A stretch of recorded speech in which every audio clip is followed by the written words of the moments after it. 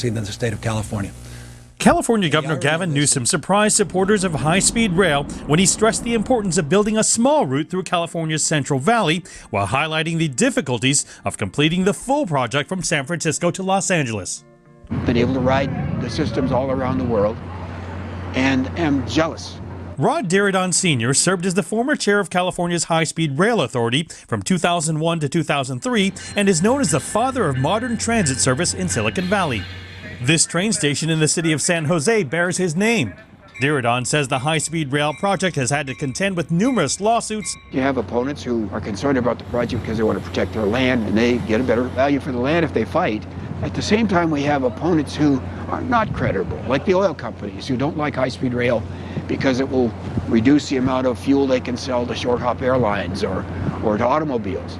Diridon believes Governor Newsom is not going to quit on the full project from LA to San Francisco, despite the original estimate of $33 billion that's now ballooned to between $77 and $98 billion, and the date of completion moving from 2022 to 2029.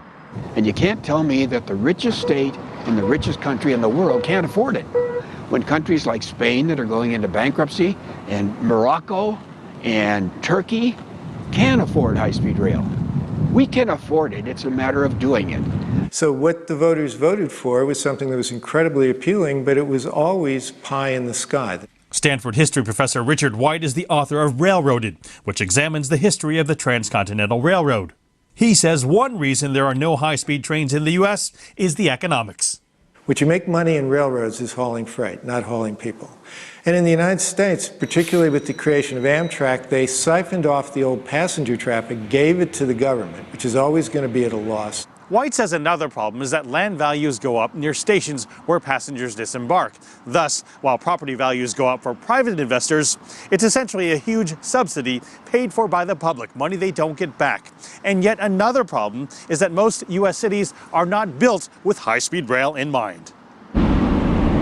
You get off a high-speed train in Japan or in Paris or in China, you immediately connect to a vibrant public transportation system.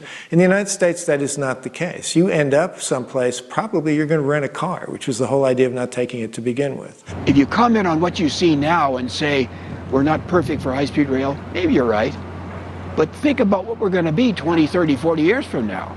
And then you'll realize this is the perfect time for high-speed rail. Despite tech companies already working on everything from Hyperloop tunnels to self-driving cars, Diridon insists demand for high-speed rail will remain high because it's a proven technology that helps keep drivers off the road. Mark New, CGTN, San Jose, California.